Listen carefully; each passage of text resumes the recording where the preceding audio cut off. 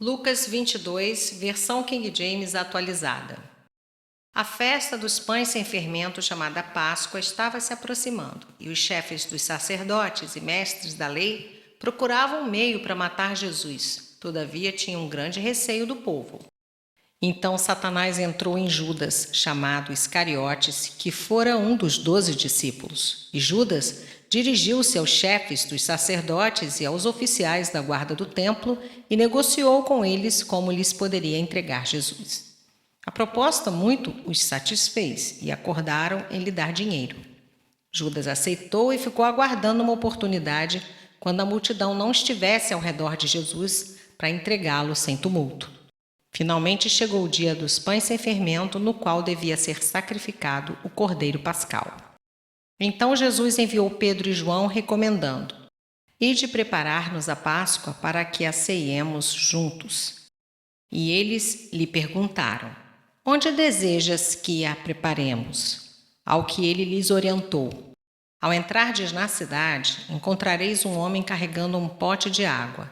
Segui-o até a casa em que ele entrar, e comunicareis ao proprietário da casa.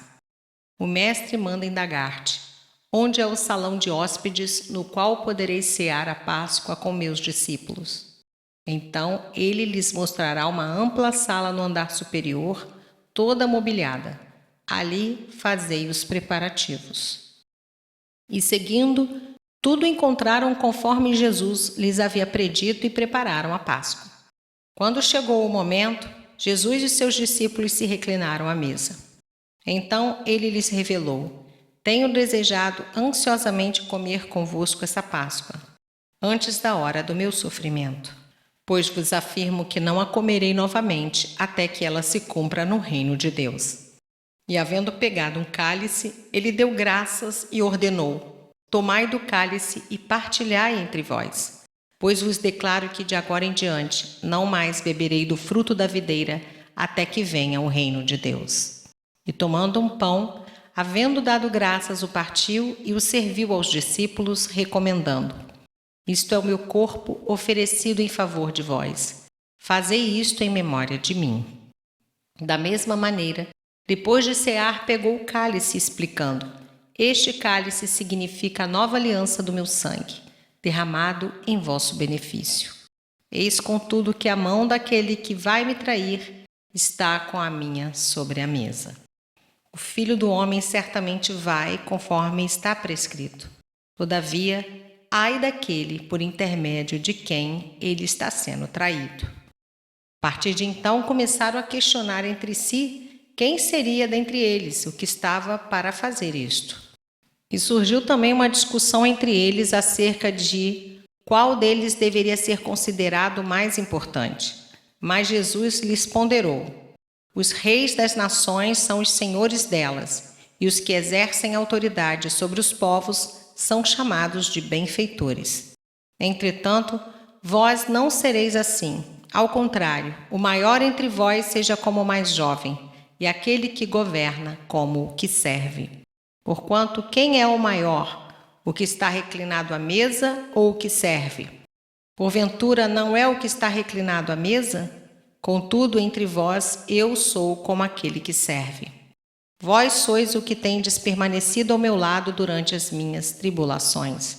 Assim como meu Pai me outorgou um reino, eu o designo a vós, para que comais e bebais a minha mesa no meu reino, e vos assentareis em tronos, para governar as 12 tribos de Israel. Simão, Simão, eis que Satanás já recebeu autorização para vos peneirar como trigo. Eu, entretanto, roguei por ti, para que a tua fé não se esgote. Tu, pois, quando te converteres, fortalece os teus irmãos. Mas Pedro replicou: Senhor, estou pronto a ir contigo, tanto para a prisão quanto para a morte. Contudo, predisse-lhe Jesus: Asseguro-te, Pedro, que antes que o galo cante hoje, 3 vezes negarás que me conheces. Em seguida, Jesus os inquiriu: Quando eu vos enviei sem bolsa, mochila de viagem e outro par de sandálias, sentistes falta de algo? Ao que eles prontamente replicaram: De nada. Então Jesus os adverte: Agora, porém, Quem tem bolsa, pegue-a, assim como a mochila de viagem, e quem não tem espada, venda a própria capa e compre uma. Pois vos asseguro que é necessário que se cumpra em mim o que está escrito. E ele foi contado como os transgressores. Sim, o que está escrito a meu respeito está para se cumprir. Então os discípulos afirmaram: Senhor, eis aqui 2 espadas. Mas Jesus lhes exortou: é o bastante. E retirando-se, seguiu, como de costume, para o Monte das Oliveiras, e os discípulos o acompanharam. Chegando ao lugar, Jesus lhes instruiu: orai para que não venhais a cair em tentação. Então ele se afastou deles à distância de um tiro de pedra, ajoelhou-se e começou a orar. Pai, se queres, afasta de mim esse cálice. Entretanto, não seja feita a minha vontade, mas o que tu desejas. Foi então que lhe apareceu um anjo do céu que o encorajava. E em grande agonia orava ainda mais intensamente. E aconteceu que seu suor se transformou em gotas de sangue caindo sobre a terra. Assim que se levantou da oração e voltou à presença dos discípulos, os encontrou adormecidos, exaustos de tristeza, e exortou-lhes: por que estáis dormindo? Levantai-vos e orai, para que não venhais a cair em tentação. Enquanto ele ainda falava, chegou uma multidão seguindo a Judas, um dos 12. Este se aproximou de Jesus para saudá-lo com um beijo. Jesus, no entanto, lhe arguiu: Judas, por meio de um ósculo, estás traindo o Filho do Homem? Ao perceberem o que se sucederia, os que estavam com Jesus lhe propuseram: Senhor, devemos atacá-los à espada? E um deles feriu o servo do sumo sacerdote, decepando-lhe a orelha direita. Contudo, Jesus interveio e ordenou: deixai-os, basta! E tocando a orelha do homem, ele o curou. Então, voltando-se Jesus para os chefes dos sacerdotes, os oficiais da guarda do templo e os líderes do povo que haviam chegado para prendê-lo, inquiriu-lhes: viestes contra mim com espadas e varas, como se eu estivesse liderando uma rebelião? Todos os dias eu estive convosco no templo e não estendestes as mãos contra mim. Contudo, esta é a vossa hora, quando as trevas dominam. Então prenderam a Jesus, o levaram e o fizeram entrar na casa do sumo sacerdote. Pedro, entretanto, os seguia à distância. Mas quando acenderam fogo no meio do pátio e se sentaram ao redor dele, Pedro assentou-se com eles. Uma criada o viu sentado ali à luz do fogo e, olhando fixamente em seu rosto, o acusou. Este homem também estava com ele. Contudo, Pedro negou, assegurando-lhe: mulher, não o conheço. Pouco depois, um homem também o viu e afirmou: tu também és um deles.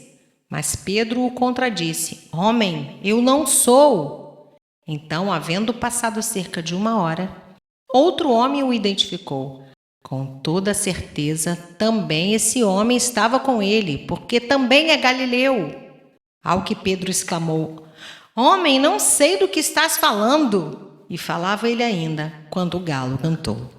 E aconteceu que o Senhor, voltando-se para Pedro, o olhou diretamente nos olhos.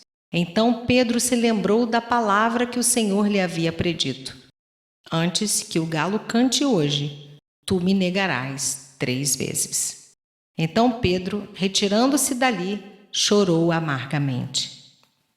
Os homens que haviam detido a Jesus começaram a zombar dele e a espancá-lo. Vendaram-lhe seus olhos e escarneciam: profetiza-nos, quem é que te esbofeteou? E lhe dirigiam muitas outras palavras infames, blasfemando.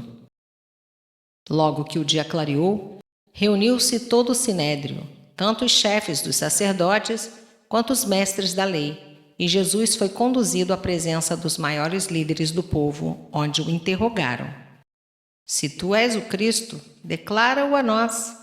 Então Jesus lhes respondeu: se vô-lo disser, não acreditareis em mim. Assim como, se eu vos questionar, tampouco me atendereis. No entanto, a partir de agora, o Filho do Homem estará assentado à direita do poder soberano de Deus. Ao que todos lhe inquiriram: ora, então tu és o Filho de Deus? Então Jesus lhes afirmou: vós dizeis que eu sou. Diante disso, exclamaram todos. Por que precisamos de mais testemunhas, posto que acabamos de ouvir a confissão de sua própria boca?